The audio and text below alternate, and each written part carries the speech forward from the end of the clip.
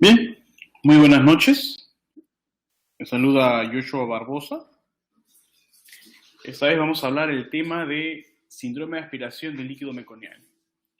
Es muy importante poder recalcar que desde el inicio de la sección de la competencia del sistema respiratorio, que ha sido dirigido para los miembros de la Red Latinoamericana de Pediatría y de Neonatología, y que también es redireccionada de manera abierta para las personas que nos siguen a través de las redes sociales.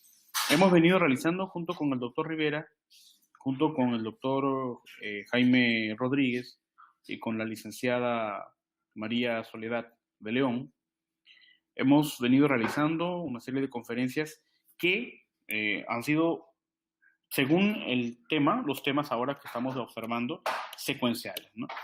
El síndrome de aspiración del líquido meconial prácticamente está englobando desde un principio las conferencias, como por ejemplo la conferencia que dictó el doctor Rivera sobre hipertensión pulmonar, excelente conferencia, la conferencia que hemos dictado sobre neumonía, la conferencia que se va a dictar sobre eh, distrés respiratorio, ¿no? Y todas esas situaciones, todas esas conferencias que son prácticamente secuenciales y que dentro de ese tema, síndrome de aspiración del líquido meconial, van a servir mucho para poder analizar todas las perspectivas terapéuticas, ¿no? Lo que estoy exponiendo va a ser un tema muy interesante para quizás muchos de los que están aquí el día de hoy, por lo controversial que es, ¿no? Por el manejo que se da, ¿no? Definitivamente el síndrome de aspiración líquido meconial o los niños que nacen con líquido meconial son en menor proporción que otros tipos de enfermedades, pero el manejo es mucho más complicado. Y la evidencia actual ha cambiado, ¿no?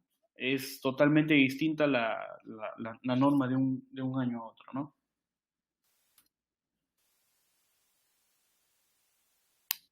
Bien.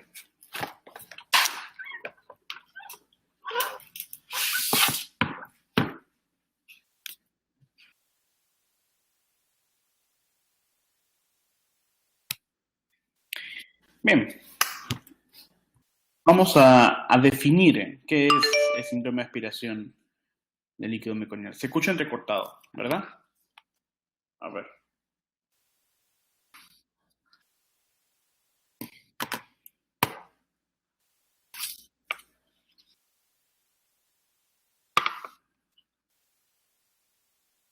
¿Sí me escuchan?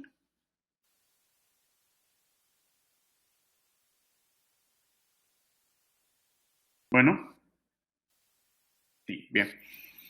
Sí, yo quiero saber eso para poder continuar, si no hay interrupciones, se me complica, me pongo un poco nervioso cuando sucede eso. Muy bien, ¿qué es el meconio? El meconio es una sustancia estéril, ya vemos, que se caracteriza por tener pH de 5.5 a 7.0, o sea, tiene tendencia ácida y tendencia básica.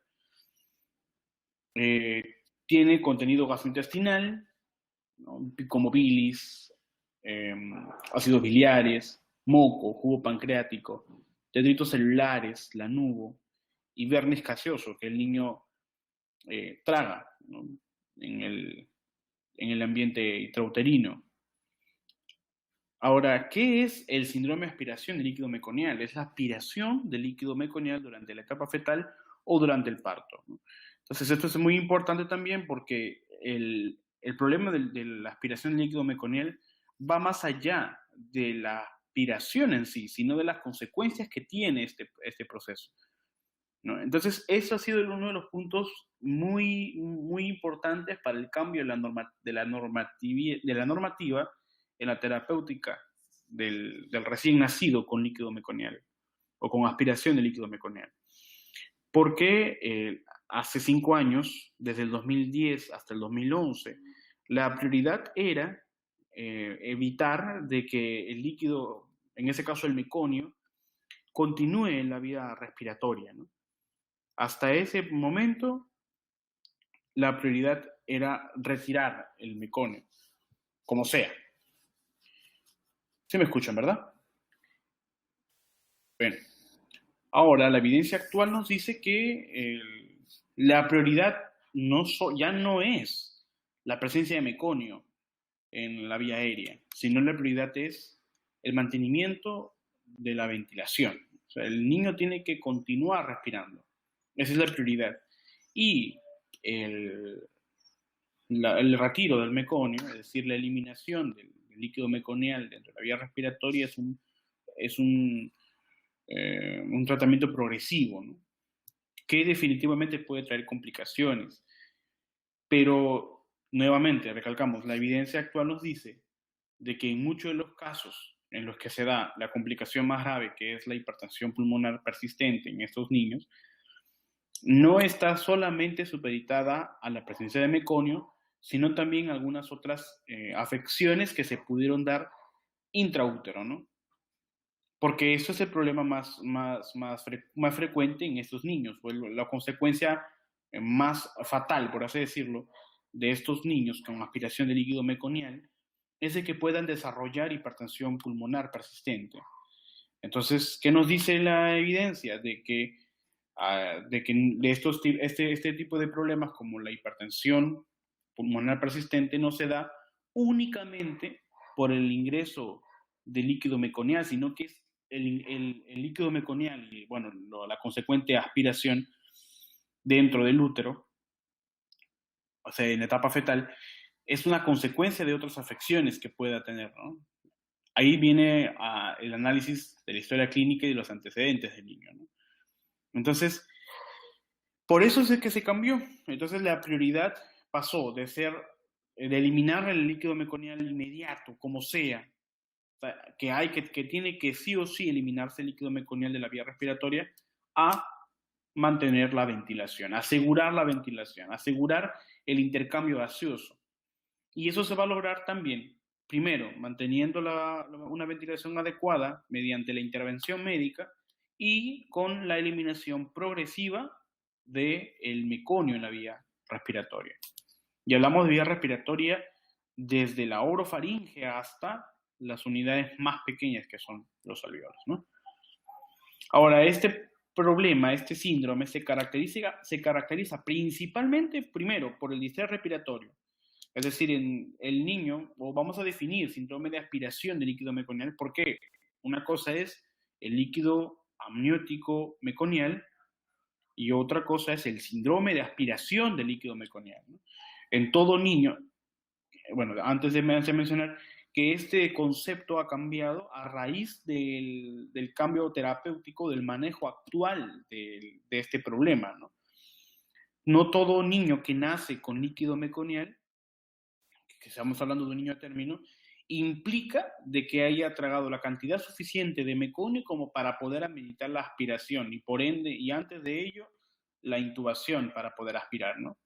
Aunque como mencionaba el doctor Azabache hace un momento, en su unidad no intuban, sino lo que hacen es que con el laringoscopio ingresan la cánula de aspiración para poder aspirar, ¿no? Ahora, eso en el libro de la Academia Americana de Pediatría, tanto en el libro del tratado como en el libro de RCP, ha cambiado, no es así, ¿no? Sino que nos dice de que la prioridad ya no es intubar, incluso no se debe intubar, porque no existe una evidencia suficiente para comprobar de que la intubación temprana en estos niños con este tipo de afección me va a dar una suficiente sobrevida, ¿no? O que va a mejorar la condición de la ventilación. No, no lo es, ¿no? Sino que es progresivo, incluso paralelo, ¿no? El trabajo de la limpieza del meconio en la vía respiratoria empleando surfactante diluido, ¿no? Bien. Y otra de las características es de que existen cambios radiológicos, ¿no? Vamos a ver más adelante cuáles son esos cambios radiológicos. Hasta aquí sí me pueden escuchar, ¿verdad?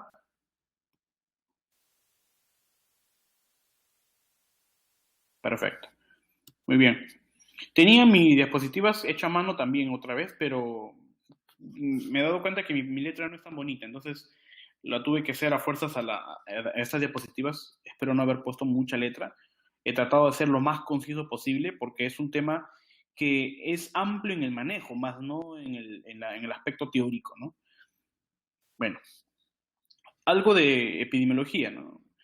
8 a 20% de los partos tienen líquido amniótico lleno de meconio, pero eso no implica de que todos los niños tengan que desarrollar síndrome de aspiración de líquido meconiano. Esta condición va a aumentar con la edad gestacional. ¿Qué quiere decir? Que un niño, cuando pasa el término, es decir, un niño en el post-término, es más vulnerable a desarrollar síndrome de aspiración líquido meconial, ¿no? El meconio puede, bueno, esto toca independientemente de los factores asociados a la condición de posmadurez del niño antes de nacer, ¿no? Porque pueden haber muchos otros factores asociados y el niño puede nacer a término y con síndrome de aspiración de líquido meconial. Vamos a ver más adelante cuáles son esos factores asociados. Ahora, es importante reconocer también de que el meconio puede expulsarse desde la semana 34, donde el meconio ya alcanza el recto, ¿no? La porción final del recto, y se expulsan, ¿no? El meconio. El 5% de los niños con líquido amniótico meconial pueden desarrollar síndrome de aspiración. O sea, no todos los niños que nacen con líquido amniótico meconial van a desarrollar síndrome de aspiración, ¿no? ¿Por qué? Porque muchas veces el líquido meconial se da en la última fase del trabajo de parto, en algunos niños que nacen con post-término, ¿no? Entonces, no todos los niños realizan una importante aspiración de líquido meconial. Y por ende, de ese 5% que nacen con síndrome de aspiración, 1 de cada 2.000 niños requieren intubación. Eso es lo que actualmente la Academia Americana de Pediatría nos dice. No todos los niños requieren intubación. Y vamos a ver por qué ha cambiado, ¿no? Vamos a debatir por qué cambió la norma de un momento a otro, ¿no? Si en 5 años nos mencionaban de que se debería intubar a los niños, la prioridad era evitar que continúe el líquido amniótico en la vía respiratoria y ahora no lo es. Ahora la prioridad es mantener la ventilación y paralelo ir eliminando ese líquido meconial que se encuentra en la vía respiratoria. Ahora, los factores asociados dentro de la patogenia, dentro del desarrollo del síndrome de aspiración de líquido meconial o donde vuelve vulnerable a los niños a aspirar este líquido meconial es, por ejemplo, la insuficiencia placentaria, ¿no? Con consecuente hipoxia fetal, que estimula el peristaltismo y estimula también a que el niño pueda tragar lo que expulsa a través de esa eliminación del meconio y que se queda todavía en el líquido meconial, en el líquido amniótico, ¿no? La hipertensión materna y por ende la preeclampsia y la eclampsia, el oligoamnios, ¿no? Y el hijo de madre adicta, ¿no? Son factores asociados al desarrollo de aspiración de líquido meconial en el niño. Ahora, vamos a ver algo. El síndrome de aspiración meconiano dice, la aspiración de meconio se puede dar tanto por el gasping, es decir, por el tragar, ¿no? Por el acto de tragar intrauterino, y las primeras respiraciones al nacer. O sea, en el momento del parto, el niño puede, por el mismo estrés del parto en el niño, puede expulsar meconio y tragarlo cuando aún está todavía en el canal vaginal. Entonces, en las primeras respiraciones, el niño lo que hace, el contenido que tenía de meconio en la orofaringe ingresa hacia la vía respiratoria baja y se puede quedar ahí. Entonces, eso es uno de los problemas menores que puede tener el síndrome de aspiración. Lo peor que puede ocurrir es que el niño empiece a tragar el líquido amniótico cuando aún se encuentra todavía en el útero y continúa en el trabajo de parto y no todavía encaja, ¿no? Sino que incluso se puede llevar a cesárea y la cesárea puede deprimir mucho más al niño todavía, ¿no? En otras situaciones que se dan en el síndrome de aspiración del líquido meconiano es el estrés hipóxico fetal, ¿no? Que va a estimular, ¿no? O va a activar la peristalsis del colon y va a activar a su vez también el gasping, es decir, el acto de tragar, el acto de aspirar, fomentando la aspiración del líquido, mientras que la peristalsis fomenta la emisión del meconio, ¿no? Entonces, la emisión y su consecuente aspiración es lo que conlleva al síndrome de aspiración de líquido meconiano. Muy bien. Hasta aquí todo está muy bien. ¿Sí me escuchan, verdad?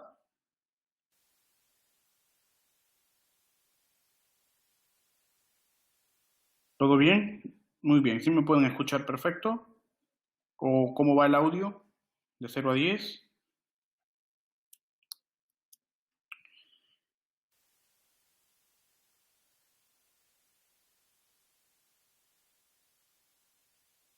8. Bueno, al menos es un número. Muy bien, continuamos. Ahora, aquí es muy... bueno, quise hacer esta recreación. Bueno, en la diapositiva se ve mucho mejor porque es en 3D. Y aquí no se puede presentar eso. Pero bueno, vamos a hacer lo posible por dar a entender. Las flechas verdes o las líneas verdes implican la presencia de meconio, y las líneas gruesas que circunscriben o dibujan un pulmón implican la hiperinsuflación. ¿Ok? Entonces dice, miren, si observan en el dibujo hay un círculo redondo con el contenido vacío, ¿no? Entonces es una obstrucción mecánica. El ingreso del meconio dentro de la vía aérea provoca una obstrucción mecánica. Ahora, la obstrucción que provoca el ingreso de líquido meconial dentro de la luz, ¿no?, de la vía respiratoria, que puede ser orofaringe, tráquea, bronquio, bronquiolos, alveolos, puede ser parcial o total. Cuando es parcial, provoca un denominado signo de válvula con atrapamiento aéreo, es decir, forma una pared interna por dentro de la luz, provocando de que el aire ingresado evite su salida y a su vez disminuye la presión negativa en ese momento. Entonces lo que hace es un síndrome de atrapamiento aéreo. Por otro lado, la obstrucción mecánica total provoca telectasias porque evita que el aire que se ingresa salga totalmente y se provoca esas denominadas manchas blancas dentro de la radiografía, ¿no?, lo que es la telectasia. Ahora, además de la reacción inflamatoria o del ocupamiento total en el intersticio de este meconio que ha ingresado a la vía aérea y que puede ser partículas muy pequeñas cuando es diluido, provoca hiperinsuflación de los campos pulmonares, ¿no? Y la consecuencia final de la hiperinsuflación asociada a la fuga, ¿no?, a la fuga de aire, producto del daño del parénquima también, se conoce como neumotórax o también neumomediastino o enfisema pulmonar intersticial, ¿no?, porque hay un daño del intersticio, ¿no? Recuerden de que el niño continúa todavía respirando y es un niño normalmente que es a término o un niño postérmino. Es decir, un niño que tiene la fortaleza necesaria para su capacidad ventilatoria, ¿no?, autónoma. Entonces, cuando este líquido amniótico ingresa en la vía respiratoria, ocupa el espacio aéreo, el niño continúa su ventilación. Y como hay disminución de esta capacidad, de este volumen corriente, ¿no? Este volumen, el volumen corriente, recuerden, es el volumen de inspiración y expiración, ¿no?, en cada movimiento ventilatorio. Ese volumen se ve disminuido porque el líquido amniótico ocupa un espacio del espacio de aire. Y ese espacio de aire es reducido, ¿no? Entonces, a su vez, el proceso inflamatorio que está asociado a la presencia de meconio en la vía respiratoria va a provocar una mayor resistencia de la pared, ¿no?, del parénquima o o del tejido conectivo del sistema respiratorio, en este caso de vía respiratoria baja, lo cual a su vez va a provocar disminución de la elasticidad y el niño todavía va a forzar mucho más, ¿no? Entonces eso se conoce como dificultad respiratoria. Y va a provocar pues estos problemas, ¿no?, finales, que es el neumotórax, el neumomediastino y el enfisema pulmonar intersticial, ¿no? Entonces, daño del intersticio, daño del parénquima. Ahora, en las flechas anaranjadas menciona las consecuencias, ¿no?, la causa y efecto, ¿no?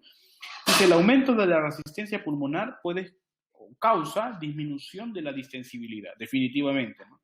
El pulmón aumenta su resistencia, aumenta la resistencia a ser insuflado, porque el meconio ocupa la pared. Cuando el meconio es hiperinsuflado, se provoca un efecto, ¿no? Un problema que se conoce como atrapamiento aéreo o signo de válvula, ¿no?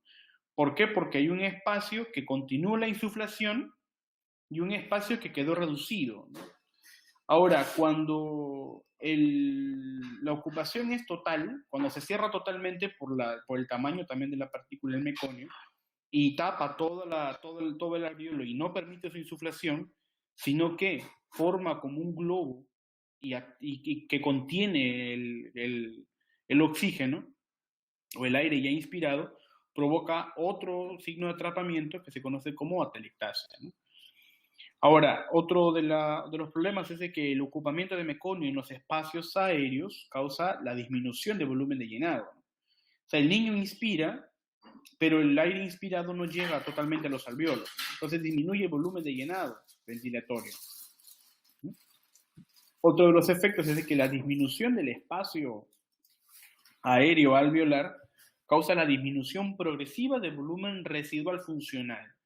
Definitivamente, el problema del signo de válvula hace de que en un principio el volumen residual funcional aumente, pero luego con el ejercicio respiratorio y con la compensación a través de la taquipnea que va a lograr el niño para poder ventilar o para poder compensar esa dificultad respiratoria, va a disminuir el volumen residual funcional, ¿no? Y el poco volumen de oxígeno que queda en el espacio aéreo reducido está ocupado por CO2, ¿no? Porque el atrapamiento aéreo, ¿no? El signo de válvula, se acompaña posteriormente de CO2, no de oxígeno.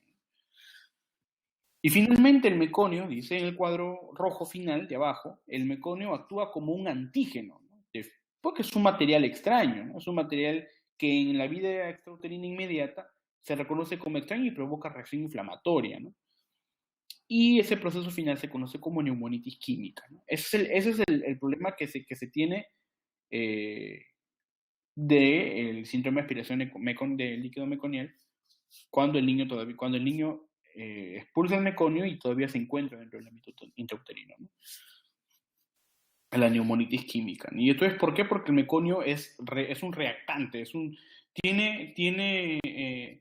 quimioatrayente, es decir, a funcionar, va a tener una función quimiotáctica para atraer polimorfonucleares, para atraer el sistema de complemento, para atraer inmunoglobulinas. ¿Y esos qué son? Son sustancias proinflamatorias, ¿no? Va a haber histamina, va a haber prostaglandinas, y esto vamos a ver una consecuencia más adelante, que es el factor de agravamiento de la hipertensión pulmonar persistente, o es lo que va a provocar la hipertensión pulmonar persistente finalmente.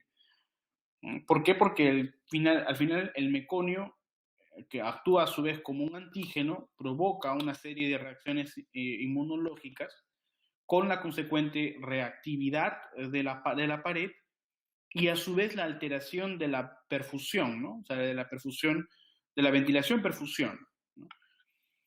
Esto que hace que haya una estasis circulatoria, que haya una mayor rigidez de la capilar, ¿no? El capilar, y con su consecuencia la hipertensión pulmonar persistente, ¿no?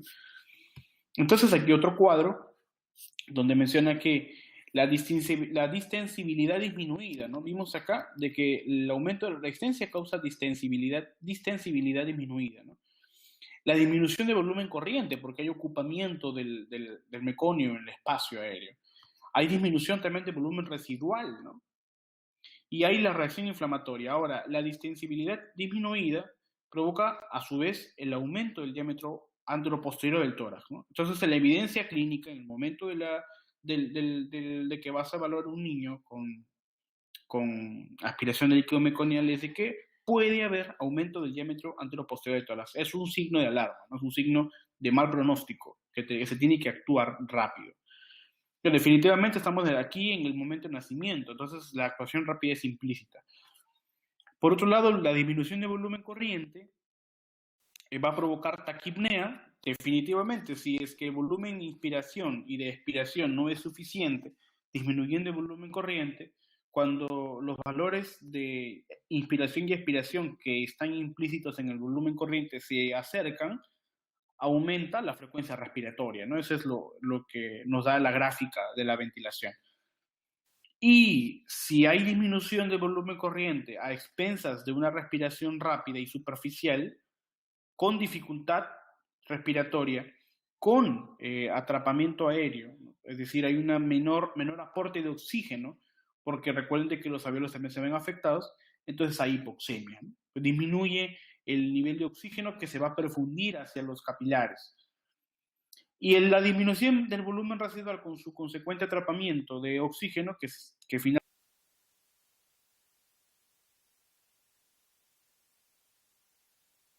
de que dentro de los problemas de hipertensión, la acidosis es uno de los... Hola, ¿me escuchan? Sí, sí me escuchan, ¿verdad? Se cortó, dice. Bueno, bueno.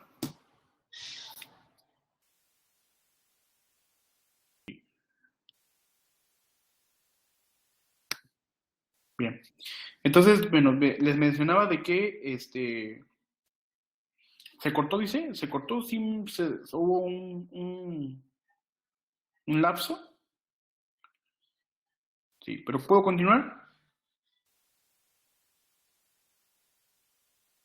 Si hay esos espacios, los cuales no deben haber, me notifican por favor para poder saber y continuar. Así no, y así de esa manera no nos perdamos. Porque lo que vamos a ver más adelante en el tratamiento implica mucho el conocimiento de estos aspectos teóricos clínicos, ¿no? que hay, de los cuales han cambiado bastante respecto a las investigaciones nuevas que se están viendo. Ahora bien, el diámetro aumentado antero-posterior del tórax, producto del ocupamiento de este meconio, la taquipnea y la hipoxemia y la hipercapnia, van a provocar la dificultad respiratoria, ese aumento del trabajo respiratorio. Entonces, ¿cómo se va a ver eso? Ya sabemos, aleteo nasal, quejido inspiratorio, el tiraje, ¿no? La cianosis y la taquipnea, ¿no? Son los principales elementos que vamos a ver dentro del aumento del trabajo respiratorio. Y definitivamente que lo que se va a ver es muy, muy observable, ¿no? Es muy, muy evidente. Es por eso que se habla de niño vigoroso y no vigoroso. Si el niño vigoroso y no tiene signos clínicos, más lo único que se evidencia es la tinción del líquido meconial en la piel y en vía oral, entonces hay que ser muy conservadores en el momento de intervenir en ese tipo de niños, ¿no? Lo vamos a ver más adelante y es el motivo de discusión. Me encanta esta conferencia porque espero vayamos a discutir bastante sobre el abordaje que dan cada uno en sus unidades, ¿no? Muy bien. Todo este problema de dificultad respiratoria sumado individualmente a los factores antes mencionados van a asociados también a la reacción inflamatoria, van a tener una consecuencia muy fatal de mal pronóstico como la hipertensión pulmonar persistente, que es a lo cual todos tienen miedo. Todos, y deberíamos de tener miedo. La hipertensión pulmonar persistente y el por cortocircuito extrapulmonar. ¿Qué vamos a encontrar en este tipo de situaciones? Una vasoconstricción pulmonar secundaria hipoxia. Ahí va. La hipoxia sumada a la hipercapnia provoca vasoconstricción. La inflamación e hipertrofia de capilares posacinares por hipoxia intrauterina crónica es lo que puede estar relacionado a la hipertensión pulmonar persistente. Ahora, aquí viene un detalle muy importante que lo mencionaba al principio de la conferencia. Cuando hablamos de hipertensión pulmonar persistente, no hablamos de que el meconio, la presencia de meconio, es el único factor asociado a que pueda haber provocado la hipertensión pulmonar, no, sino de que existe ya un factor tiempo y además demás factores asociados en el ambiente intrauterino, ¿no? Entonces habría que averiguar algo por ahí. Tendríamos que ver dentro de la historia obstétrica si es que tiene algún factor de riesgo que puede estar asociándose al síndrome de aspiración del líquido meconial y evitar la futura consecuencia como la hipertensión pulmonar persistente. Ahí ese detalle lo vamos a dejar porque tenemos que tener en cuenta ese trabajo dualizado con el obstetra, ¿no? Ahora, la reacción inflamatoria, con el meconio, que actúa como antígeno, va a provocar o va a tener una consecuencia como la inactivación del surfactante, ¿no? O sea, la inactivación del surfactante. ¿Y eso se da por qué? porque el meconio o la inactivación del surfactante por el meconio es inversamente proporcional. Es decir, a mayor concentración de meconio dentro de la vía aérea, menor o la inactivación del surfactante es mucho mayor, ¿no? Entonces hay toxicidad directa sobre los neumocitos tipo 2, lo cual inactiva la continua formación de surfactante. Y esto agrava mucho más el problema de ventilación en el niño, puesto que el parénquima del alveolo es cada vez más resistente a la elasticidad durante cada ventilación, ¿no? O sea, el estiramiento. La distensibilidad del alveolo disminuye, también por el surfactante, ¿no? Otro de los problemas es que hay desplazamiento surfactante de la superficie alveolar, o sea, el meconio ocupa toda la luz del alveolo, eliminando el surfactante que se encuentra en la superficie de la luz interna. Bien, también hay disminución de los niveles de proteína de surfactante tipo A y B, ¿no? Entonces, eso condiciona de que hay inactivación del surfactante, agravando más el problema del niño al nacer, ¿no? Aquí, bueno, aquí coloqué unos cuadritos, me gusta más. Este es el cuadro del libro de Reintería, ¿no? Del libro de Martínez, de Pediatría Martínez, un libro muy conocido en México. Pero me gusta más este de la Asociación Española de Pediatría, ¿no? Relacionado con la fisiopatología del síndrome de aspiración de meconio. Mire, por ejemplo, aquí lo asocia la mayoría de veces con hipoxia fetal intraútero, independientemente de los factores asociados, ya sea materno o ya sea por el parto. Sin embargo, puede existir hipoxia fetal intraútero. Menciona también en el libro de que la hipoxia fetal intraútero puede estar relacionado con el estrés durante el parto, ¿no? Es por eso que la mayoría de los niños nacen con, o que nacen, tienen disminución de la saturación de oxígeno y que ese aumento es progresivo, aunado a los factores fisiológicos de la transición del feto al recién nacido, ¿no? Ahora, la hipoxia fetal intraútero condiciona la eliminación del meconio y también el gasping fetal. Y ahora esto, a su vez, junto con el inicio de la respiración, condiciona la aspiración del meconio, ya sea en la tráquea o en la vía aérea baja, provocando obstrucción mecánica, que puede ser completa o incompleta. Ya sabemos que si es completa, forma atelectasias. Ahora, la inflamación química o la neumonitis química, ¿no? Que va a provocar inflamación de la pared, aumentando su resistencia y atrapando aire, junto con el ocupamiento del meconio en toda la superficie, también agrava el proceso de atelectasia, ¿no? Ahora, ¿qué hay en la atelectasia? Hay disminución de la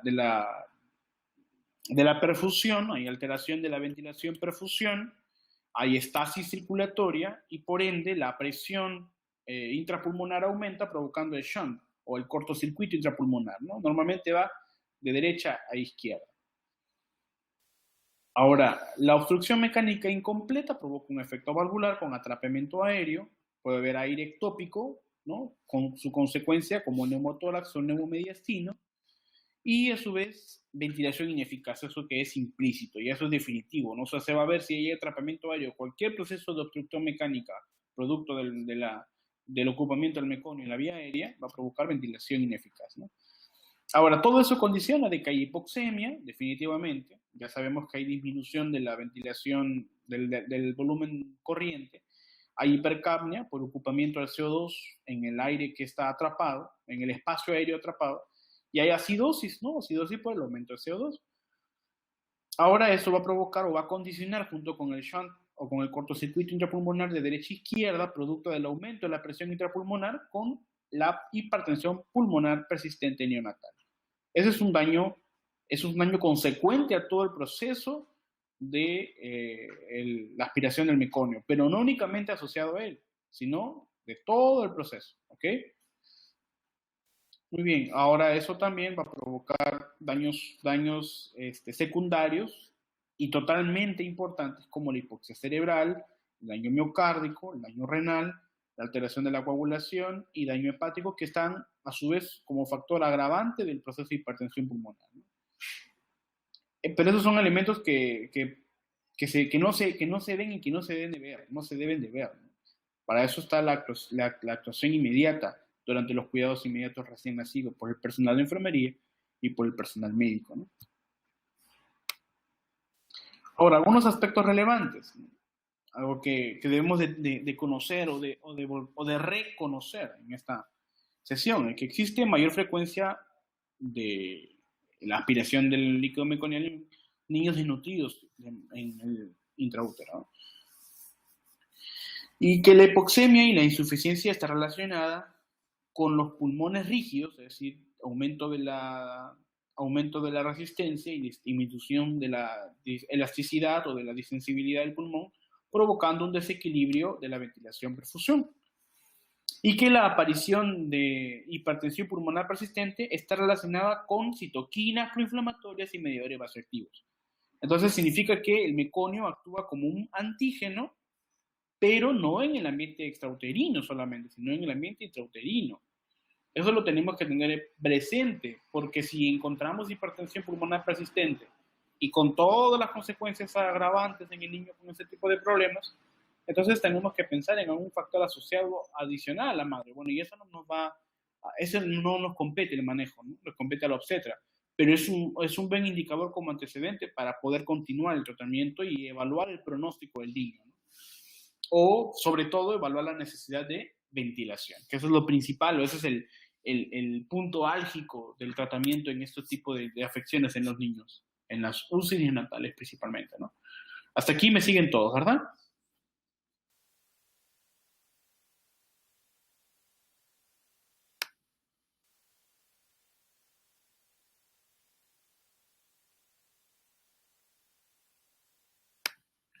Muy bien.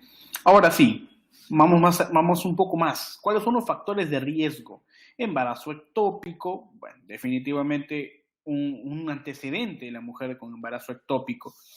Preeclampsia y eclampsia, la hipertensión materna, diabetes mellitus materna, la restricción del crecimiento intrauterino, un perfil biofísico anormal, ¿no? En el trabajo de parto, que esto lavamos las manos con los obstetras, oligoamnios, ya lo vimos, el tabaquismo intenso o adicción, el puntaje de Apgar bajo en el momento de nacimiento, siendo un niño a término o post-término, y la presencia de disnea fetal, ¿no? Eso se evalúa en la monitorización fetal junto con los obstetras y eso es un factor de riesgo, ¿no?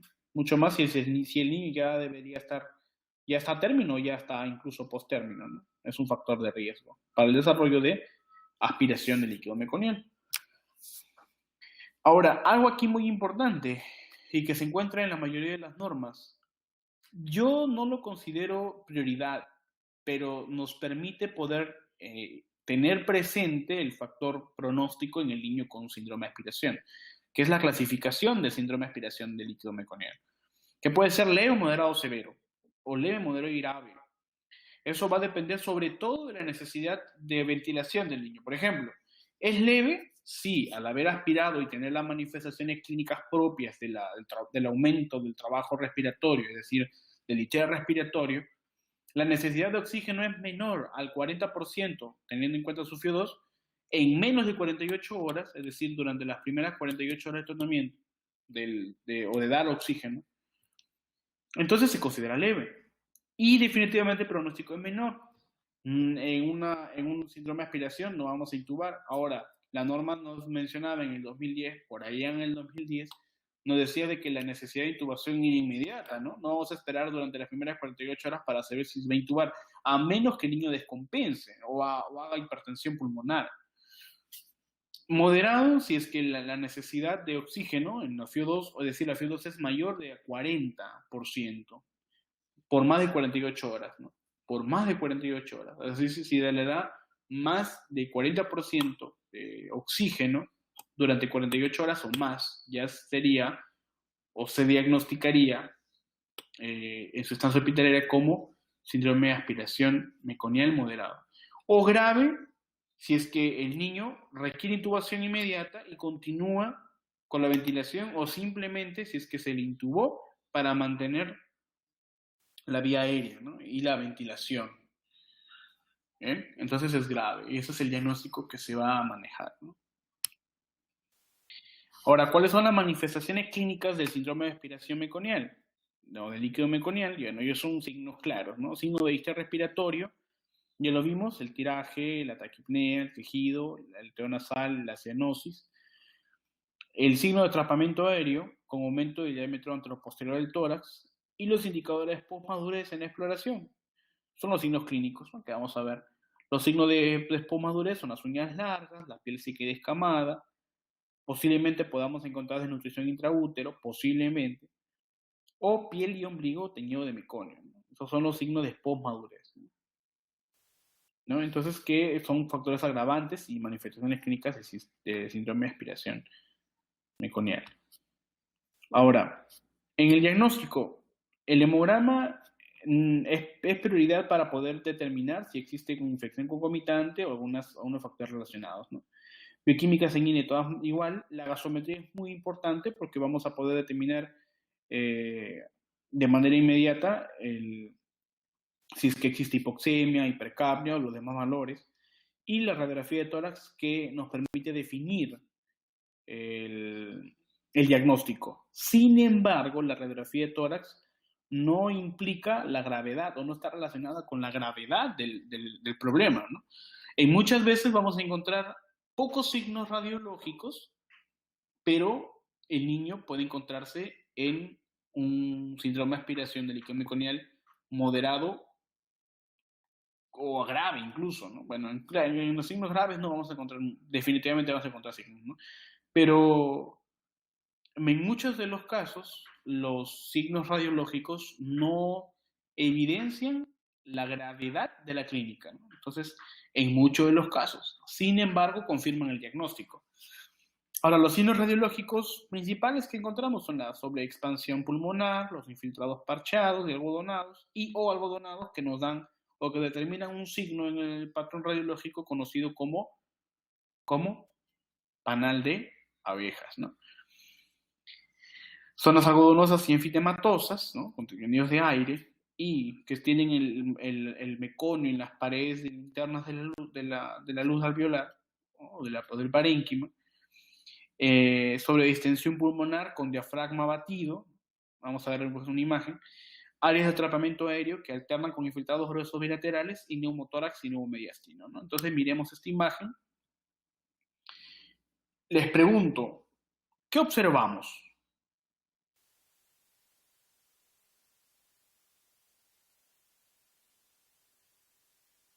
¿Qué observamos? A ver, ¿qué observan ahí? De todas las descripciones anteriores que están aquí, más. A ver, interactuamos. Ya, muy bien. Sobre distensión, dice el doctor Ivanovich. A ver, sí me escuchan, ¿verdad? ¿Sí me escuchan? Me reporta mi sistema que hay baja. Ya, muy bien. ¿Hay atelectasia? ¿Hay áreas de atelectasias o no? A ver, les pregunto, ¿hay áreas de atelectasias o no? Sí. ¿Está relacionada con las flechas que están marcando? Exactamente, microatelectasias, zonas algodonosas. Hola, hola, a ver, ¿me escuchan? Sí, me dicen, ¿no? Muy bien, hay microatelectasias. ¿Pueden ver el engrosamiento peribronquial? ¿Existe engrosamiento peribronquial?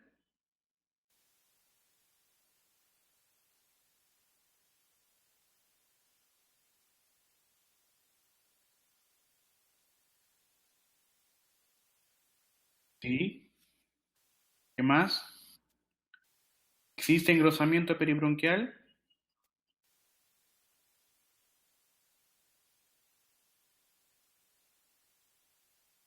Pregunto.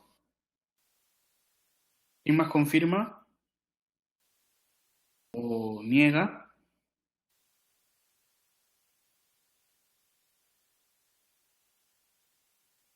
¿Existe entonces engrosamiento peribronquial?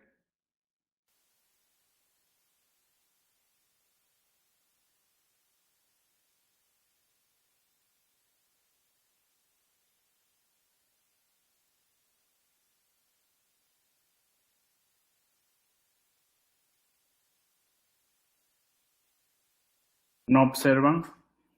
Ya marcaron algunos que no, otros marcaron que sí.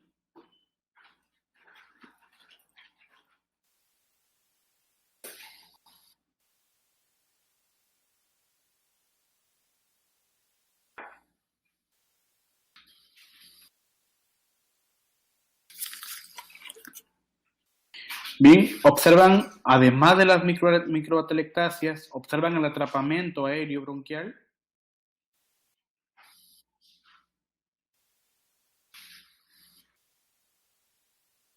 ¿Está observada en qué área? ¿Lo observan en las flechas o lo observan en el área marcada con verde? Opinemos.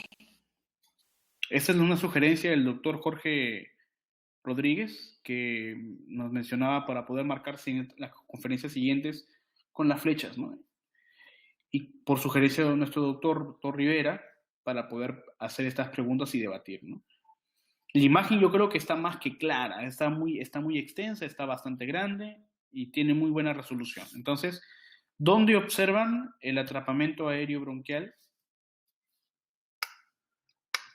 En el área celeste, marcada con celeste, o en el área marcada con verde. Ya. En el noveno espacio intercostal, muy bien. ¿Otra opinión?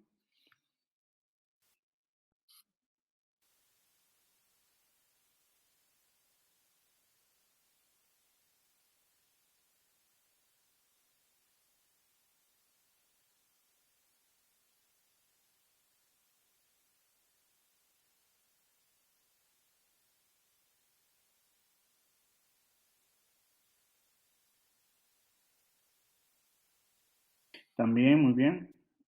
Hay borramiento de los ángulos costrofrénicos por la sobredistensión, ¿no? Entonces, aquí, ¿cuál sería el marcador principal para poder definir el diagnóstico, en este caso el diagnóstico radiológico? Existen, bueno, el borramiento de ángulo costrofrénico es por la sobredistensión. Entonces, ese es uno, ¿no? ¿Cuáles serían entonces los dos principales signos que observan que me confirman el diagnóstico? Aquí en esta imagen al menos. Y si encuentran más, mejor, hay que describirlas.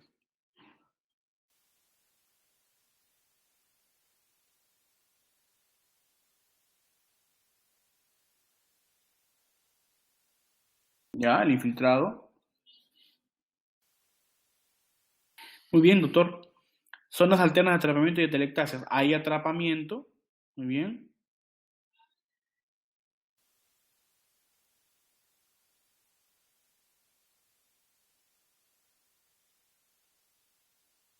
Muy bien.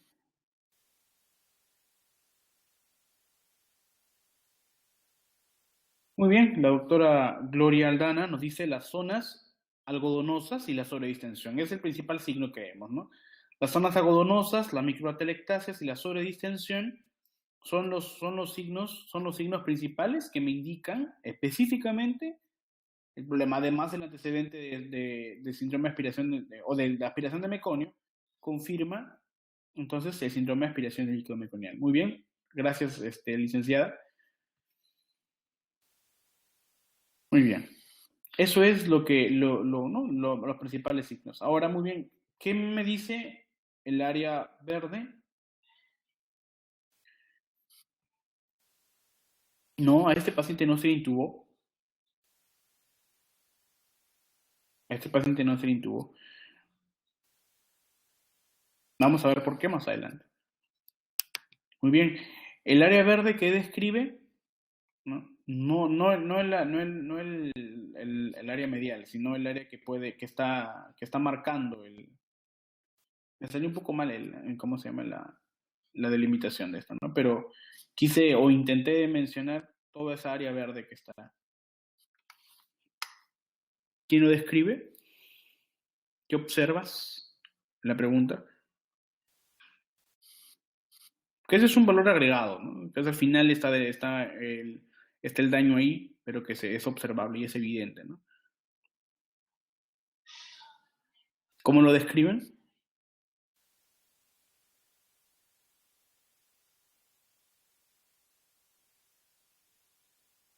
Bueno,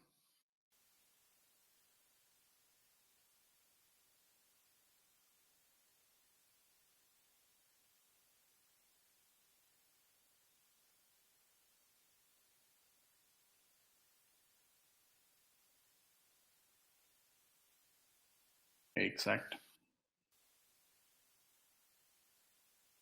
exacto. Eso es el otro de los signos, ¿no? Que existe broncograma aéreo. Muy bien, licenciada. Isabel está hablando por el chat interno. Me dice también broncograma, ¿no? De Colombia, Isabel Ramírez de Colombia. Le sugiero colocar para enviar a todos, en donde dice send to everyone, para poder enviarlo a todos, ¿no? Un mensaje.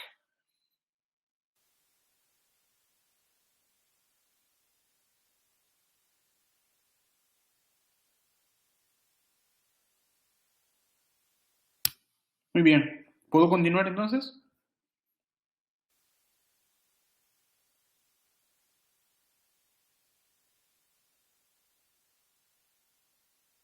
Bueno, puedo continuar. Muy bien. Dentro del tratamiento, las medidas generales del cuidado inmediato, la termoneutralidad, ya sabemos, la manipulación mínima y oxigenación óptima en el momento que se está identificando la aspiración del meconio, es uno de los principales cuidados, la manipulación mínima. Y corregir acidosis y la hipoglucemia son las medidas finales, ¿no? O sea, evitar o corregir está dentro de los cuidados dentro del tratamiento ya, o del mantenimiento de este tipo de problemas de los niños, ¿no? Ahora, hay analgesia y sedación en el caso de que exista el síndrome de aspiración de líquido meconial junto con hipertensión pulmonar persistente y que amerite intubación y por ende ventilación, en donde se puede utilizar fentanilo o morfina asociado a midazolam. El objetivo de esta terapia de analgesia y sedación es para disminuir el dolor, disminuir la sincronía, ya que es un niño grande, es un niño que va a luchar con el ventilador independientemente de la función, entonces lo que se va a hacer es sedar, ¿no? La liberación de catecolaminas que inducen a la vasoconstricción y que inducen a su vez al agravamiento de la hipertensión pulmonar y además a la resistencia vascular pulmonar, ¿no? La monitorización, bueno, es evidente, es implícito monitorizar la saturación de oxígeno preductal, monitorizar eh, a pie de cama, como se dice, la presión arterial de oxígeno, la presión arterial de CO2 la presión arterial mediante catéter umbilical, que es la principal medida de cuidado, y el análisis de gasometría arterial, ¿no? Son los cuidados de monitorización que se van a realizar en ese tipo de niños. La ventilación mecánica está indicada en la hipertensión pulmonar persistente. También va a haber niños que van a meditar ventilación mecánica cuando el síndrome de aspiración es grave, ¿no? O cuando puede haber compromiso en el niño no vigoroso, ¿no? Luego vamos a ver ese tratamiento. Por eso, antes de pasar a la siguiente diapositiva, yo les voy a preguntar algo. La ventilación mecánica es indicada también en niños con inestabilidad circulatoria, con hipotensión e hipoperfusión, en hipoxemia grave o hipercapnia grave. Y la ventilación mecánica sin hipertensión pulmonar persistente, en ellos indica ventilación convencional, surfactante, antiinflamatorios y antibióticos. Ahora, muy bien. Antes de pasar al siguiente, qué es la indicación de la ventilación sincrónica, vamos a ver. Ahora, el tratamiento actual del síndrome de aspiración de líquido meconial, según la nueva edición del libro de reanimación de RCP neonatal de la Academia Americana de Pediatría, nos dice que tenemos que ver lo siguiente. Lo último que ha salido, lo último que se lee en las revistas basadas en evidencia, es de que la prioridad actual ya no es la aspiración misma del meconio, sino es mantener la ventilación.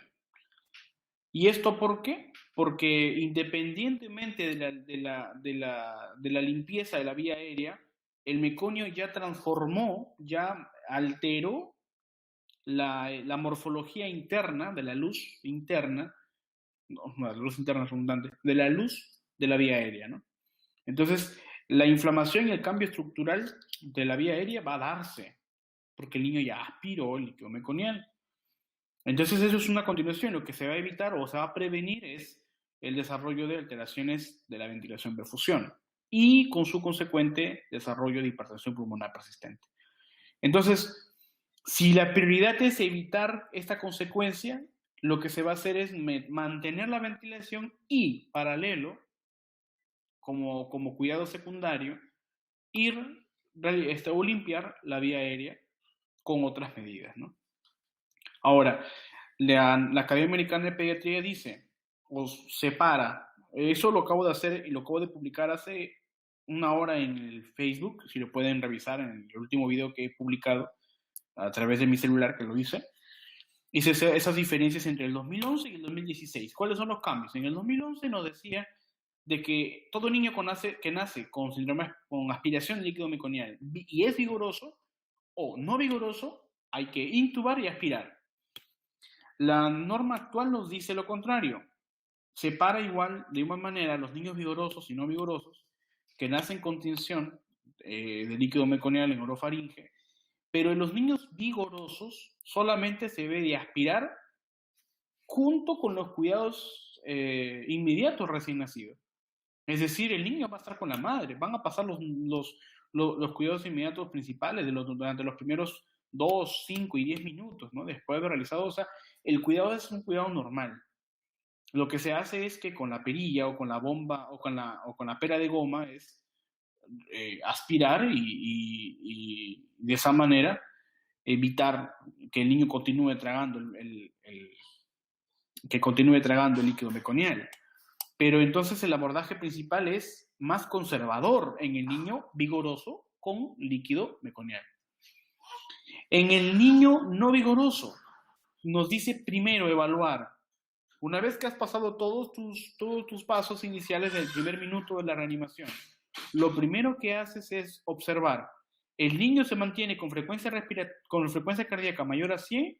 Sí, pero su llanto es débil y su respiración puede tener tendencia a la apnea, o sea, puede ser menor de 30 o entre 30 y 50 o cualquiera de esas dos respiraciones.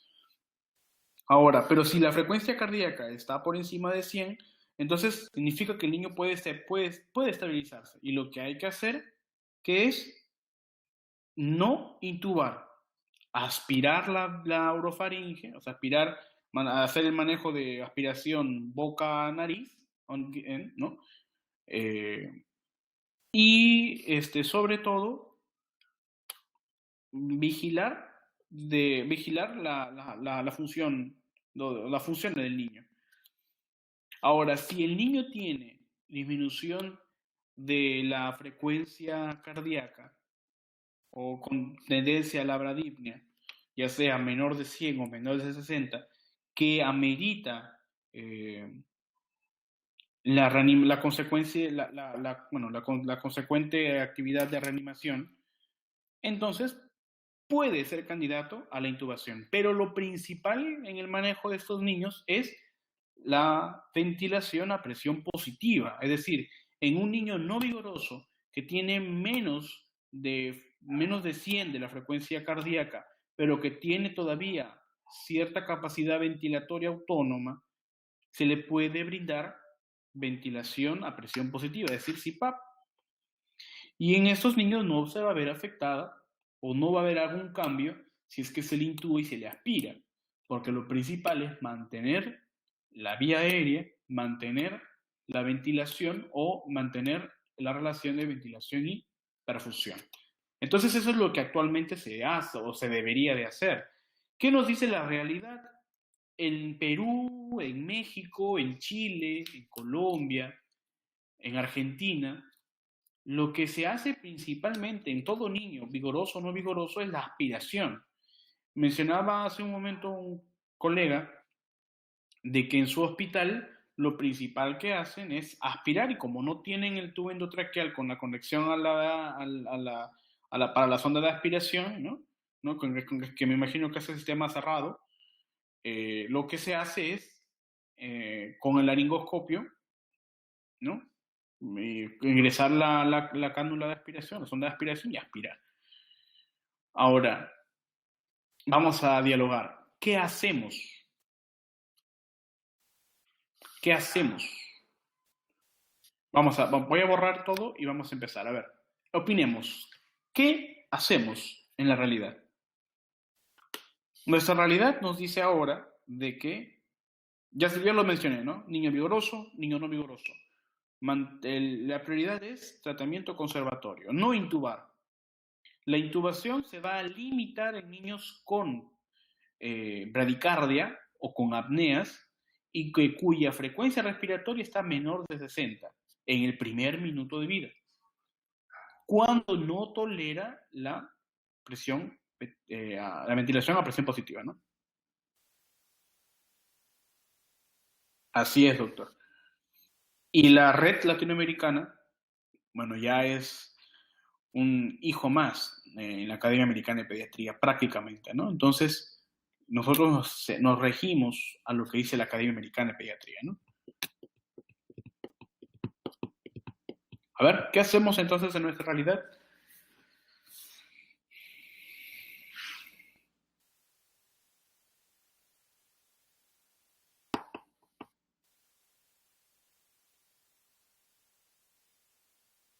Muy bien.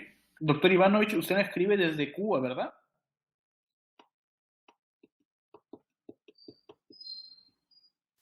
Excelente.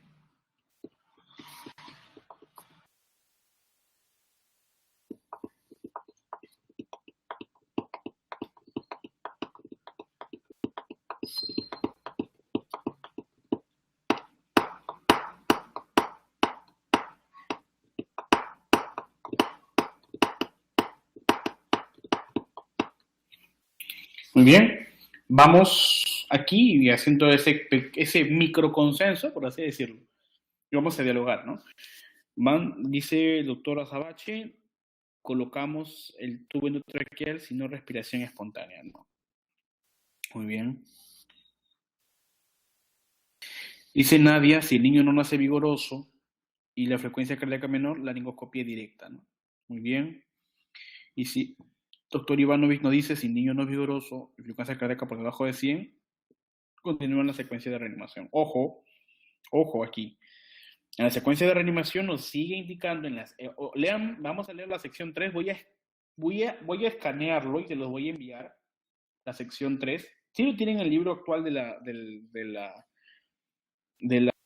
¿no? La séptima edición.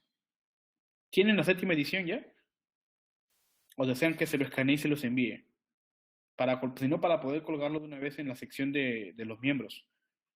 No. La séptima edición ya la tengo yo. No. Muy bien. Entonces, el día de mañana, como sea, voy a empezar a escanearlo y subirlo de una vez a la plataforma porque no tienen que tener la séptima edición. Ya hay muchos cambios. Hay cambios muy radicales, como el que estamos hablando ahora. Pero bueno, continúo con la evidencia, porque una cosa es lo que se habla en la conferencia y otra cosa es lo que van a seguir haciendo en su hospital. Eso no va a cambiar porque eso es una normativa interna, es un consenso dentro de la unidad. No podemos cambiar hasta que la unidad cambie, ¿no? Pero de todas maneras es importante que sepamos qué es lo que se está haciendo en otros lugares y vemos acá. Muchos mencionan de que existe tratamiento conservador. Cuando se refieren a tratamiento conservador, ¿qué significa? De que evitar intubación en todo momento. Se limita únicamente a niños con bradicardia significativa, con apnea, ¿bien? Y que no toleraron al principio la ventilación a presión positiva, ¿ok?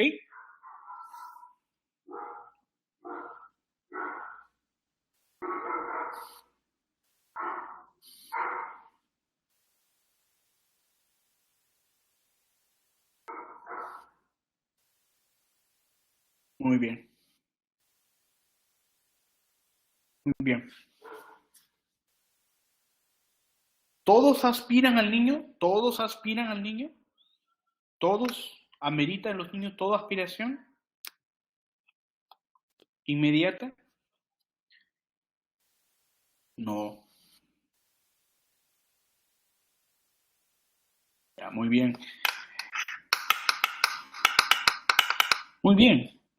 Y eso es lo que se está actuando para el niño vigoroso y no vigoroso incluso. No, no, no, no, no. Muy bien, muy bien, muy bien, Manuel. Solamente boca, ¿no? Solamente boca. Esa es la última publicación. Voy a escanear. El único detalle, y que sí es necesario que se lo diga, es que el manual, que yo lo tengo, lo compré directamente en la Academia Americana como miembro, pero está en inglés. Entonces, para las personas que dominamos el Spanglish, nos puede ayudar un poco. Las personas que no dominan el inglés, ahí sí se les va a hacer un poco complicado, pero ya les voy avisando, ya tenemos que de todas maneras aprender un poco al menos el idioma y tener el libro, porque hay muchos cambios, y está muy bueno el libro. Se lo voy a escanear, ¿les parece?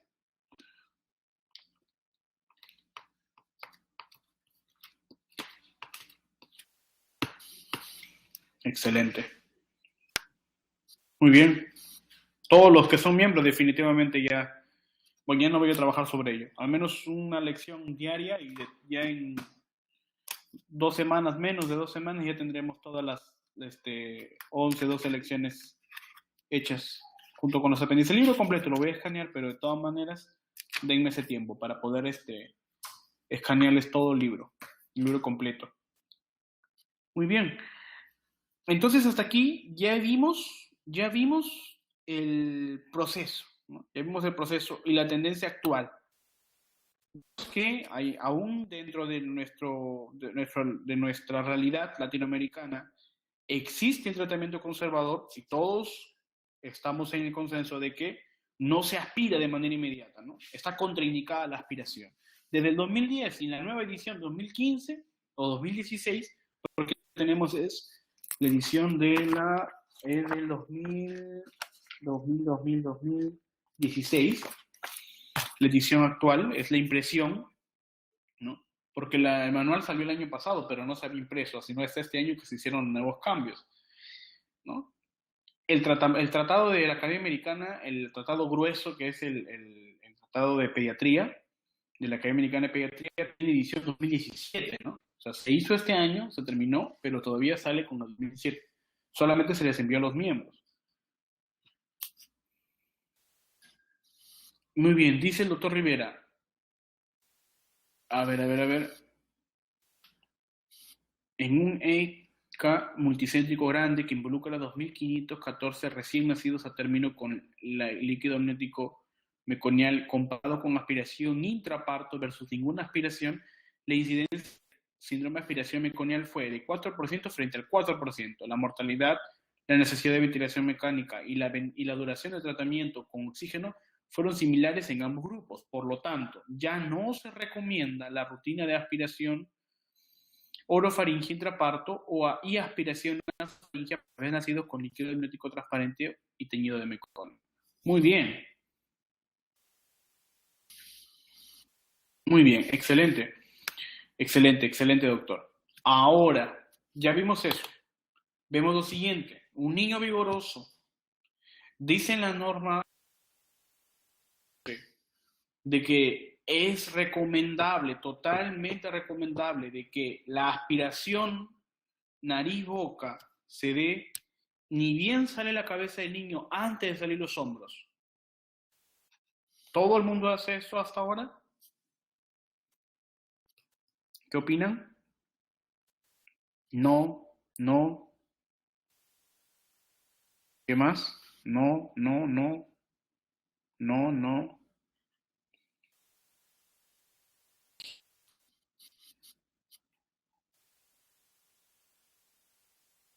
Bueno, me imagino que la mayoría va a responder que no. Muy bien. Hacia el 2011, si bien nos mencionaba de que deberíamos haber aspirado inicialmente, ni bien sale la cabecita del niño, ya estamos sospechando de que, o evidenciamos de que hay líquido amniótico en el líquido amniótico, hay líquido meconial en el líquido amniótico, y lo primero que hacemos es aspirar. Es lo principal que se debe hacer, dice en el 2011. Sin embargo, en la realidad no se hace eso. En la realidad se vio marcado que ni bien el niño nace, sale del vientre materno y si es vigoroso, se continúa con los cuidados inmediatos, normales. Pero, bien, doctor Rivera, muy bien. En la norma de la sección 3 del libro de reanimación dice que está contraindicado incluso.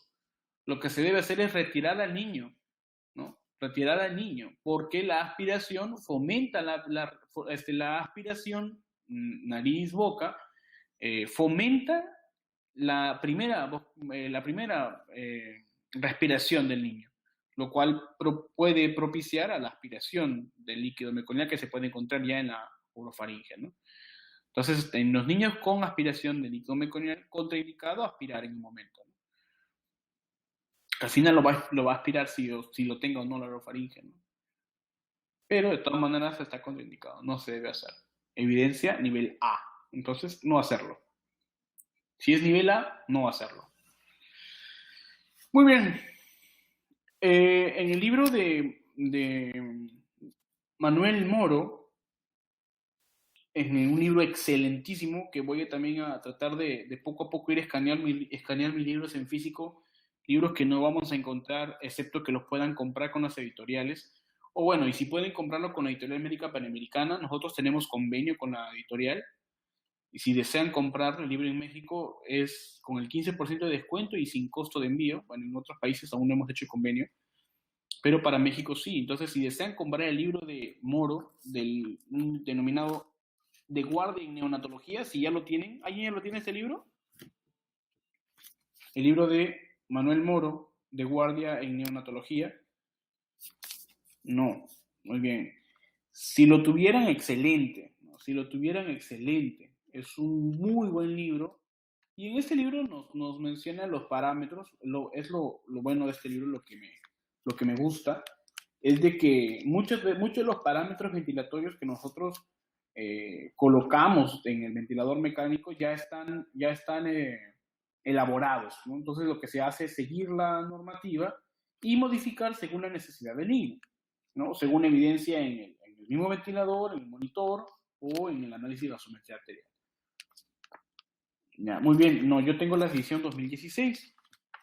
La edición 2016 del libro, es la segunda edición. Es un libro excelentísimo, me encanta. Es un libro muy, muy, muy completo. Es pequeñito, es de bolsillo, pero tiene todo lo necesario respecto a la ventilación. Yo se los voy a mandar, le voy a mandar el link para que lo compren con la referencia de descuento. Hay que ponernos de acuerdo para saber cuántas unidades se pueden comprar y de esa manera nos aumenten el descuento, especialmente para México, porque en el Perú no hemos hecho el convenio, pero vamos a hablar para poder hacer ese convenio también. Sí, el autor es español, es el Hospital de Barcelona, si no me equivoco, de Madrid. Es de la Universidad Complutense de Madrid. Es muy bueno. Bueno, en este libro nos menciona estos parámetros que son parámetros que también se encuentran en el libro de la Academia Americana de Pediatría, que es el libro del Tratado de Pediatría, que también es un libro muy bueno, pero que está en inglés todavía y que no se va a hacer en español sino hasta el 2019, que se va a hacer en la edición en español. Los miembros ya tenemos la edición 2017, que está en inglés. Yo la tengo aquí en físico y la tengo también en virtual. Se las voy a mandar al correo electrónico lo voy a colgar en la plataforma.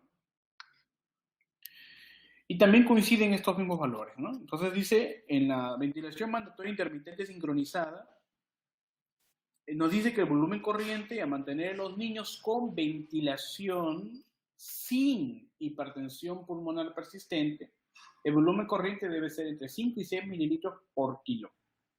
Ese es el volumen corriente.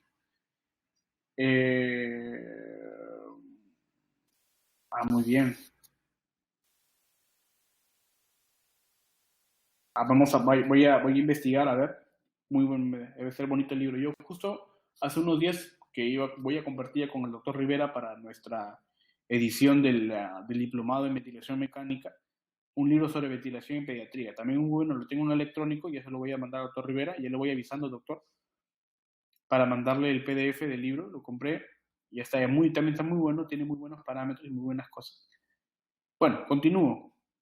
La PIP, ¿no? La presión inspiratoria de 30 centímetros de agua, la PEP, la presión al final de la expiración, la presión positiva al final de la expiración, de 4 centímetros de agua si es que predomina la hiperinsuflación, o 7 centímetros de agua si predomina el componente telectásico. ¿Por qué? Porque la idea de esa terapia de ventilación mecánica sin hipertensión pulmonar persistente es evitar que llegue a este problema, que es la ventilación pulmonar persistente. Ahora, la frecuencia respiratoria, mantenerla entre 40 y 50. Y para poder fomentar para poder fomentar una adecuada ventilación, ¿no? Hay que aumentar el tiempo expiratorio, ¿no? Para poder evitar la hiperinsuflación, para poder evitar atrapamiento aéreo. Dice Gloria, Augusto Sola hace referencia sobre no manejar con volumen. No lo entiendo esa pregunta. Muy bien, continúo. El tiempo inspiratorio y el tiempo expiratorio 0.5 a 0.7. En el caso de producirse atrapamiento aéreo, hay que aumentar el tiempo expiratorio y reducir la PEP a 3 o 4 centímetros de agua. En el caso de que se produzca atrapamiento aéreo. Muy bien. Y bueno, esos son unos parámetros que son convencionales, lo pueden modificar en sus unidades, pero bueno, al menos ya vimos.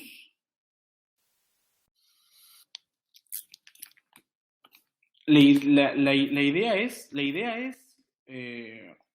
a ver, dice la modalidad de volumen controlado de ventilador sin evidencia clínica.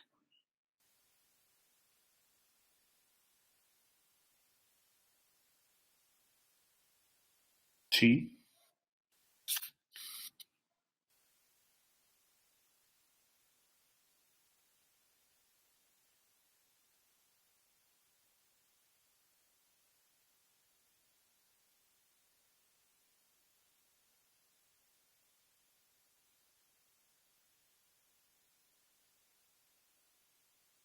Claro, por eso le menciono, son valores que son modificables dentro de cada unidad, eso va a depender del consenso dentro de cada unidad, son valores que me pareció muy importante colocarlo, ¿sí? Y que pueden discutirse.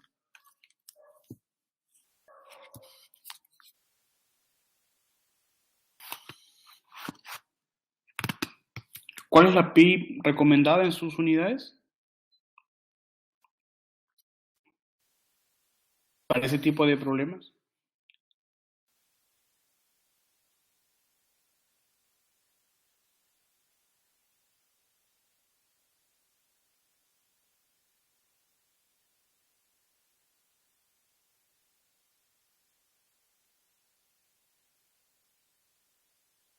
No, 25 a 30.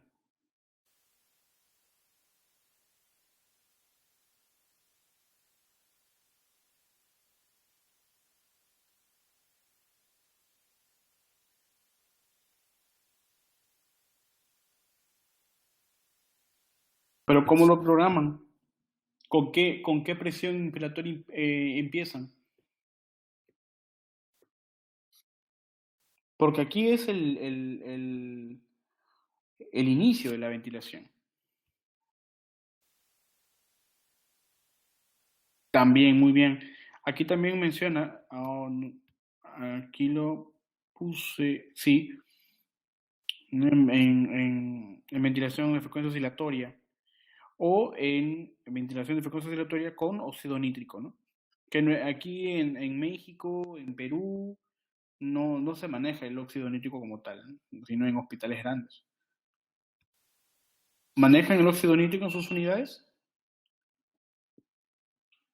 Dice el doctor Rivera, los bebés pueden comenzar con una presión inspiratoria moderada, no superior a 25, una velocidad de ventilador, ciclos por minuto relativamente rápida de 40 a 60 por minuto, una presión, una presión positiva moderada de 4 a 6 y un tiempo expiratorio adecuado, 0.7, de 0.5 a 0.7 para prevenir el atrapamiento de gas y fugas de aire. Si se observa atrapamiento de gas, el tiempo expiratorio puede incrementarse y la PIP se debe disminuir a 3 a 4. Muy bien.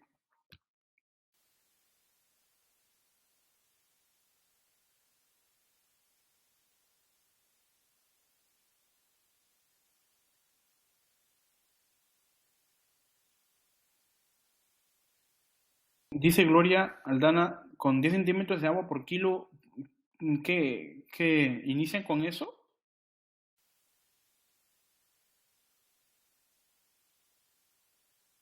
Pero es mucho, ¿no? Porque normalmente son niños a término, no son niños pretérmino.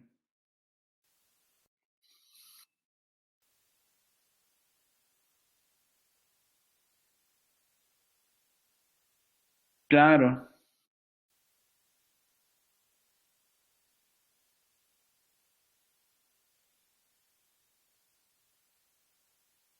Dice el doctor Ivanovich que con PIB muy bajas no se van a conseguir buena expansión torácica. Pues tiene razón. Y además, además unas PIB muy altas, aunque en realidad el atrapamiento aéreo se da más cuando la presión final de la respiración es mayor. Cuando tenemos, eso es nuestros valores principales. Cuando hay signo de atrapamiento aéreo, eh, o también puede encontrarse hipercapnia, entonces lo que hay que hacer es disminuir la presión final de respiración, ¿no?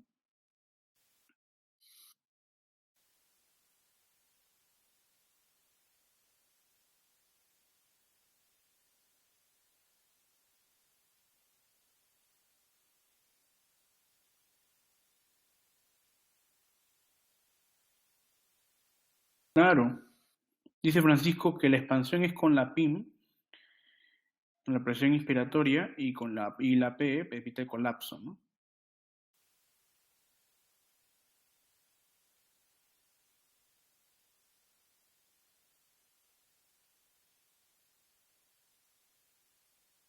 Entonces, sugerencia del día de hoy, ¿con qué PIM iniciamos? ¿Con qué presión inspiratoria iniciamos?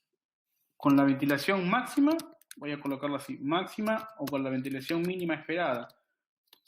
En las unidades la presión mínima es de 25, pero la presión máxima de 30. ¿Estamos de acuerdo?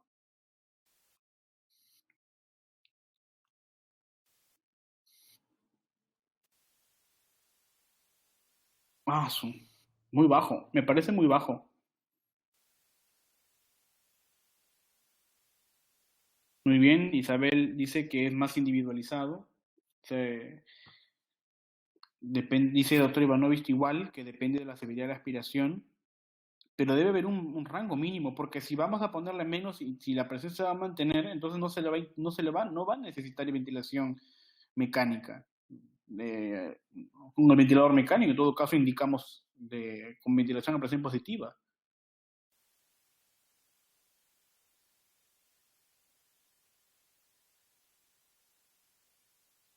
Ajá. La ventilación mínimo y la inicial, como el doctor Rivera dice, 25.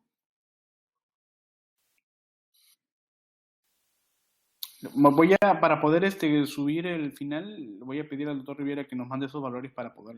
Hay que hacer eso consenso de valores. No sé si el doctor Rivera me puede apoyar en ese sentido para poder hacer ese consenso de valores y poder subirlo en las nuevas diapositivas a la web. De esa manera tenemos ese consenso fijo. ¿Ya? Ok. Dice Isabel, generalmente mayor de 20, pero si llega a 30 ya pensamos en alta frecuencia, ¿no? Alta frecuencia oscilatoria, en bafo.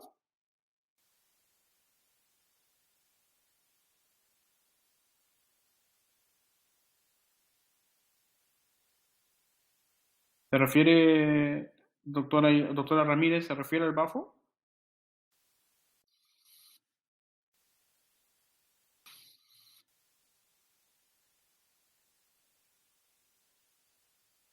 Porque, bueno, en la academia dice sí.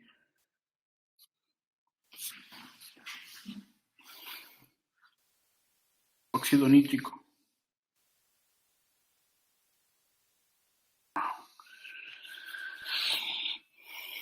Dice, una PIN de 30 y con PIB de 5 o 6 da presión de vía aérea mayor de 3, sí,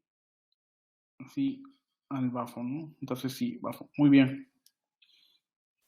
Sería bonito, bueno, ya el doctor Rivera como experto en ventilación mecánica nos va a dar más acercamiento a esos valores cuando lo vemos en nuestro diplomado, lo vamos a ver más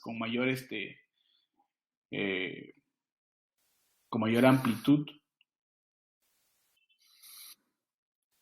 y sobre todo los valores, ¿no? Sobre todo los valores. Pero sería muy bueno que dentro del diplomado que se va a hacer también se hagan estas discusiones en vivo, porque de esa manera podemos conocer cuáles son las aplicaciones. Bueno, ahorita ya vemos, estamos viendo esta pequeña reunión de consenso no oficial de que la mayoría tienen el tratamiento conservador. Primero, la presión inspiratoria máxima de 20 como mínimo en ciertas unidades, por ejemplo en Perú, 25 como máximo en la mayoría de que ustedes están aplicando, como mínimo 25, y 30 como presión inspiratoria máxima. Con la PEP no hay problema, ¿no? Con la PEP no hay problema, podemos mantener entre 4 a 7, dependiendo del predominio del patrón, si es hiperinsuflación o componente atelectásico. Hasta aquí, ¿estamos todo bien?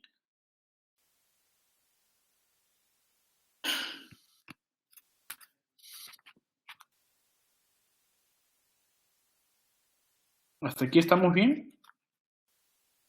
Para poder hacer a ver, se borró el chat. Muy bien. Hasta aquí estamos bien, entonces. Para que nuestro doctor Rivera nos ayude a hacer ese consenso y de tal manera que se pueda hacer la publicación. Y bueno, les digo esto porque hay variedad de países. Estamos colegas de Colombia, estamos colegas de México, el doctor Rivera que es de Nicaragua, estamos de Ecuador, estamos de Cuba, estamos de Perú, bueno, ya lo mencioné, de Venezuela, ¿no? De Paraguay, excelente.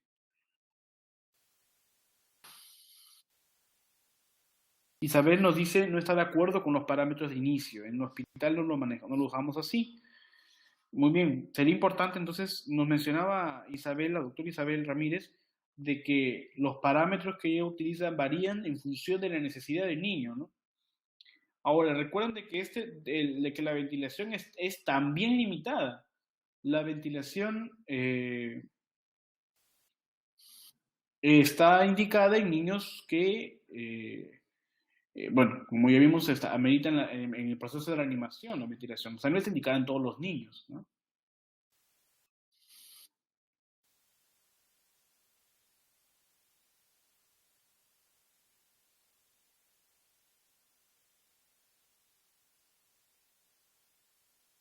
Muy bien.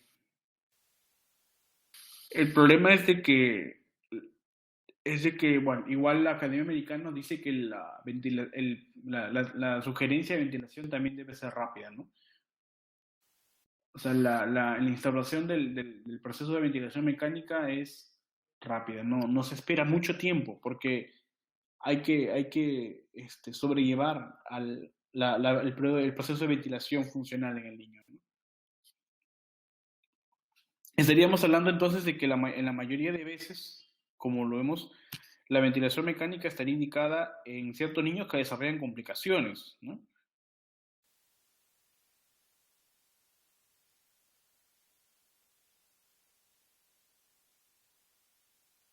Dice el doctor Rivera, en los neonatos con síndrome de aspiración meconial que tienen hipoxemia, hipercapnia o acidosis en un ambiente enriquecido con oxígeno y con una fracción de oxígeno inspirado de mayor a 60%, a menudo son considerados candidatos para ventilación mecánica.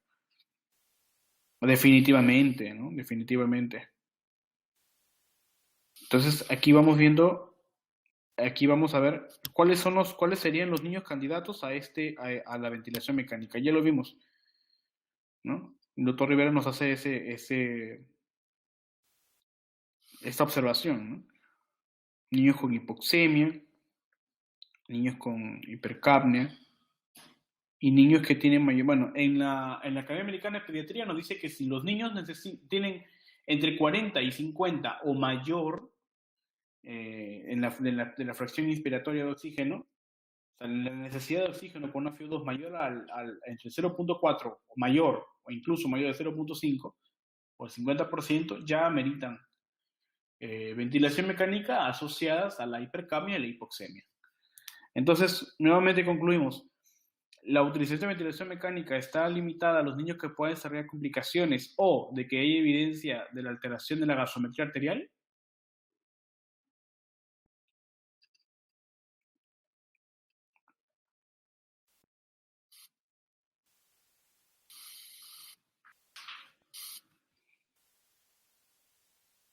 Bien, pregunto. Esta reunión es importante porque vamos a fomentar el consenso entre todos los que estamos haciendo. Definitivamente la modificación es... la modificación se va a dar en función de la normativa interna de su hospital, ¿no?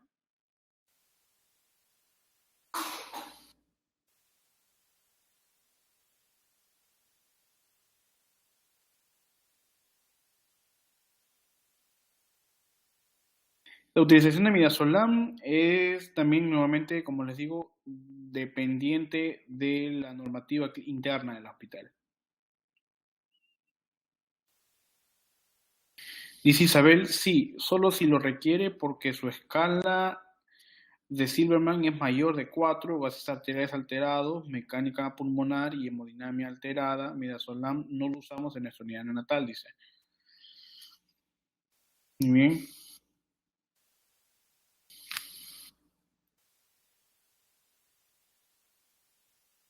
Entonces vamos a hacer un énfasis en los requerimientos para la ventilación mecánica. Entonces, voy a hacer esa observación en mi apunte para la publicación de las diapositivas en la red social y de esa manera podamos manejar una diapositiva más completa. O sea, los requerimientos, no, definitivamente me solo no se aplica. Los requerimientos que sugiere la utilización de ventilación mecánica y los valores de esa misma en los niños con ventilación.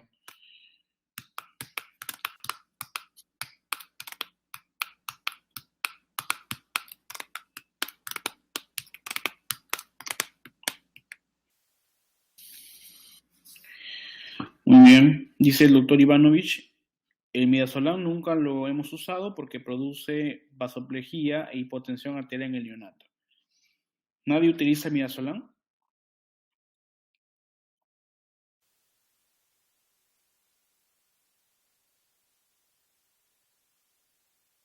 Fentanilo, nada más.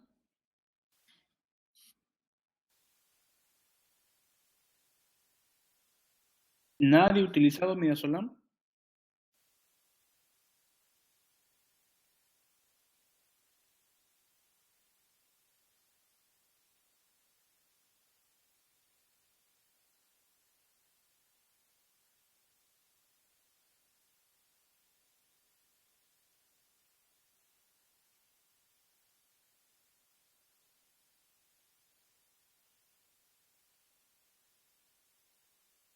Uh-huh.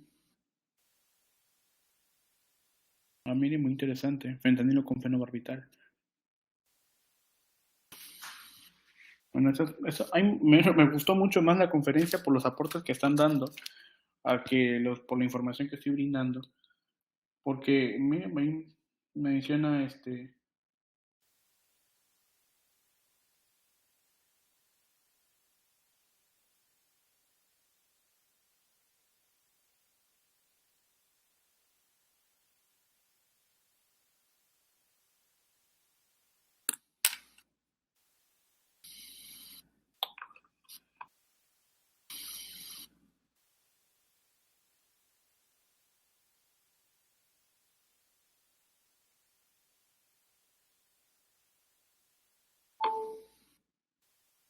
Muy bien. Fentanilo y morfina sí, a ver, dicen. A ver, vamos a voy a hacer estos apuntes antes de terminar.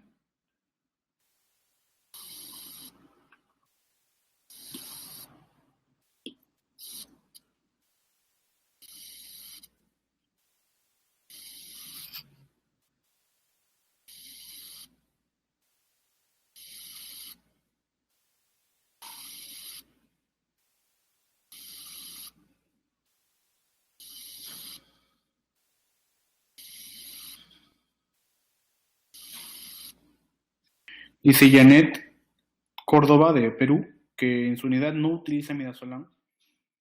Fentanilo, dice Jorge de...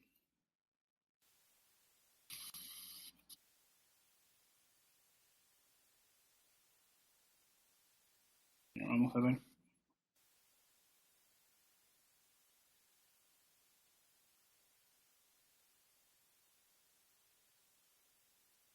Respecto a la analgesia de sedación, sugieren entonces fentanilo y, bueno, morfina, algunos ya he visto que sí, fenobarbital, eso me gusta más. Vamos a averiguar para buscar la evidencia, ¿ok? Dice la elección, dice la doctora Ramírez que la elección en notas intubados con morfina y fentanilo, fenobarbital, también lo usamos. Morfina, fentanilo y fenobarbital. Muy bien. No utilizamos en menores de 1500 gramos. ¿Qué no utilizan en menores de 1500 gramos, Francisco? Dice, pocas veces se usa morfina y el fentanil. En Perú dice fentanil y morfina sí. Si la hipertensión es severa, se relaja con esmerón. Dice Isabel, no sé qué es esmerón. También utilizamos, de acuerdo al paciente, relajantes musculares. Dice Jessica, dice Nadia Reyes. Y en México algunos lo indican igual que en el fenobarbital. Dice Gloria Aldana, en pacientes intubados lábiles con hipertensión pulmonar nos ha resultado más el fentanilo que la morfina, el fentanilo. Doctor Ivanovich de Cuba dice morfina con cautela, pero también la han usado, dice. El doctor Rivera dice, los únicos sedantes analgésicos recomendados son la morfina y el fentanilo. El doctor Ivanovich dice, el fenobarbital es muy bueno, se da al paciente, pero nunca solo, pues no disminuye el estrés por el dolor, lógico. Dice la doctora, se inician ventilación en SIMS con presión de 30. ¿Qué sugieren?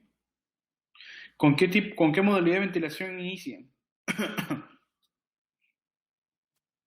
¿Con qué modalidad de ventilación iniciamos?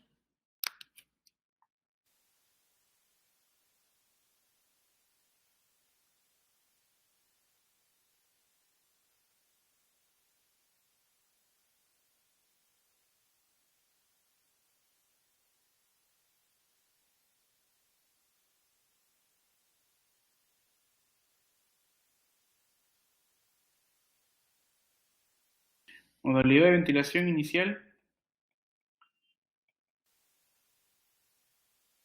dice la doctora Isabel, controlado.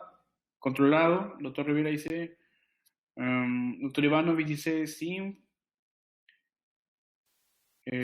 doctor Javier Santa Cruz dice también ventilación controlada.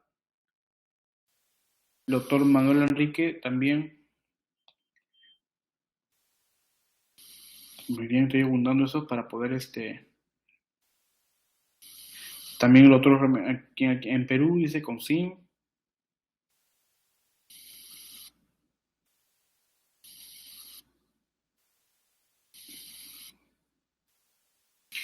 La doctora Isabel Ramírez nos dice, inicial la ventilación en modalidad de mandatoria sincronizada con fentanil y morfina. ¿Qué opinamos? Dice, dependiendo del estado del paciente. Dice el doctor Rivera, empezar con modalidad controlada inicialmente y hay que evitar las variaciones de la oxigenación por el cortocircuito, ¿no? El doctor Javier Santa Cruz dice luego, de acuerdo a la evolución cambia modalidad, ¿no? Controlada de inicio, dice la doctora Nadia Reyes. Alejandra dice, la presión control permite tener mejor control sobre la mecánica pulmonar dependiendo de la sedación del paciente. Muy bien. Según la evidencia y con lo que se trabaja es con la modalidad mandatoria sincronizada, ¿no? La ventilación mandatoria es lo principal que se inicia. Bueno, acá vemos que unos colegas mencionan de que la ventilación control es lo que se maneja principalmente, ¿no? Eso va a depender mucho de sus unidades y del tipo de ventilador que ustedes manejen también. Muy bien. Entonces queda pendiente el aclaramiento con el inicio de la modalidad de ventilación, y el doctor Rivera nos da también a entender de que en su unidad también utilizan la ventilación control. Las indicaciones para la ventilación, otro de los puntos que tenemos que revisar para la publicación el día de mañana, indicaciones para la ventilación, o sea, en qué niños vamos a tener en cuenta para la ventilación. Otro de los puntos que tenemos que tener en cuenta para la publicación del día de mañana es los parámetros, especialmente la presión inspiratoria, ¿no? Presión inspiratoria máxima, cuáles son los valores que debemos de partir. Ya vemos de que estamos llegando entre los 25 hasta 30 como máximo.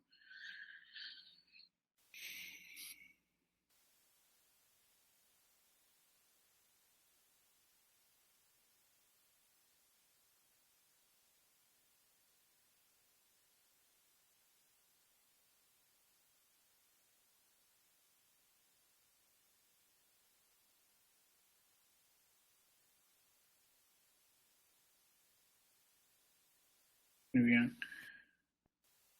¿Y qué más? Muy bien, sobre la analgesia y sedación, ¿no? Entonces, me dicen que midazolam no. Midazolam no. Muy bien. Para poder fundamentar con evidencia estos puntos, de manera que el día de mañana ya no. El día de mañana podamos tener la publicación siguiente. Muy bien, no midazolam. Excelente.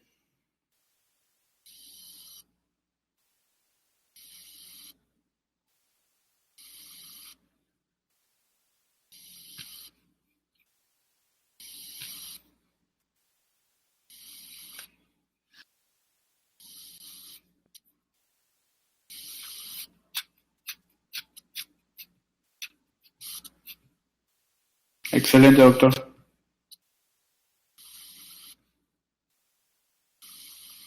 Wow, ese es el tiempo, ¿no? Mira, mm, no lo había visto. Se hizo el 3 de marzo de 2016. Qué bueno que lo tengas presente. Gracias, doctor.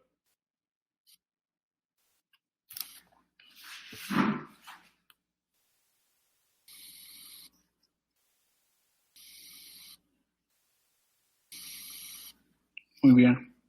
Alejandra nos dice que dependiendo de la sedación se inicia asistido controlado por presión y después, de que el paciente pueda asistir, se pasa al CIEM.